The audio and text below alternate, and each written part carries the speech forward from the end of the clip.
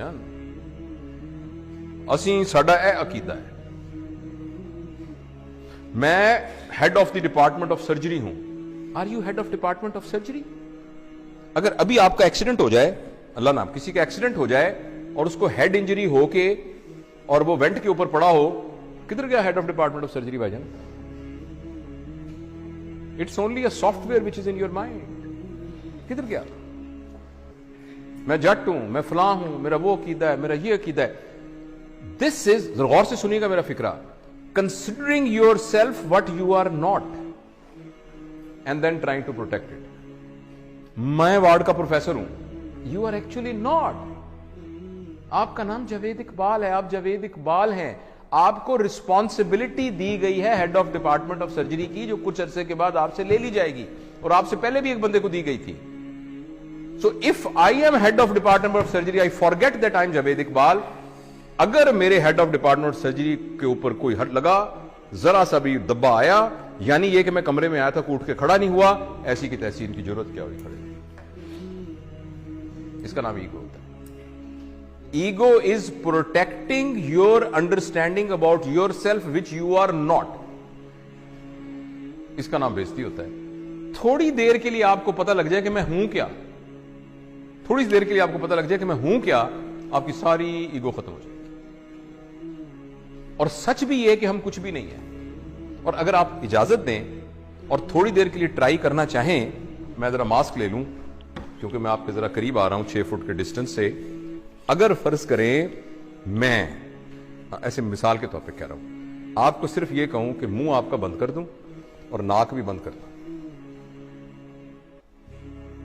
सिर्फ आपको पता है हवा के अंदर ये जो मॉलिक्यूल फिर रहा है ऑक्सीजन का, जो कि हवा से निकल के आपके नाक के थ्रू आपके लंग्स में गया, और लंग्स से फिर आपकी मेम्ब्रेन से क्रॉस होता हुआ ब्लड में गया, और ब्लड से आपके ब्रेन में गया, और आप अलर्ट हुए। इसको कितनी देर के लिए रोक लें, the human being will become a carrot, जिसको वेजिटेटिव फॉर्म कहते हैं। आपने सुना वेजिटेटिव फॉर्म? वो वेजिटेबल क्या होती है? कैरेट होती है ना, मूली और गाजर होती है।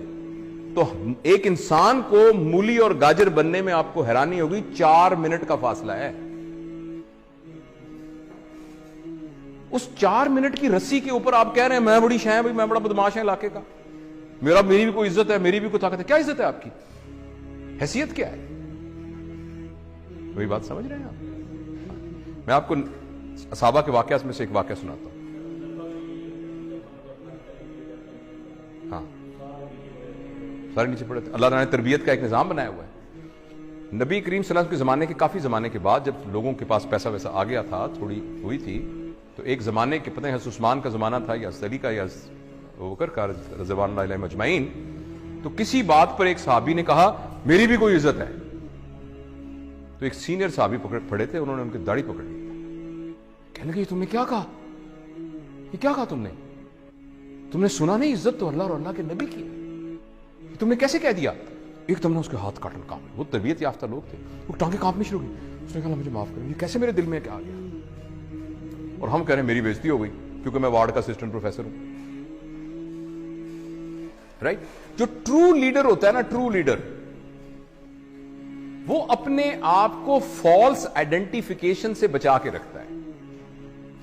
वो ये कहता है कि मैं यहां का लीडर हूं, मेरी रिस्पॉन्सिबिलिटी में ये आया है, मैं ये नहीं हूं जो सही लीडर है। तो उसके अंदर ईगो नहीं होती। जब ईगो नहीं होती तो बेइज्जती नहीं होती। तो मैं अगर कोई भी उठ के खड़ा नहीं हो रहा, मैं तो अपने आप को समझ नहीं रहा इस काबिल के मेरे लिए कोई खड़ा हो, तो मैं तो महसूस भी नहीं करूंगा इस बात को, अगर मैं ये समझ रहा हूं। और अगर मैं ये समझ रहा हूं कि नहीं मेरी एक हैसियत थी, उठ के लोग खड़े हुए, तो मेरी बड़ी बेइज्जती हो जाएगी। और इस बात पर कि आप उठ के खड़े नहीं हुए, हो सकता है मैं नहीं वर्कशॉप लेता, बैच ही बड़ा अजीब है जी, उठ के खड़ा ही नहीं हुआ।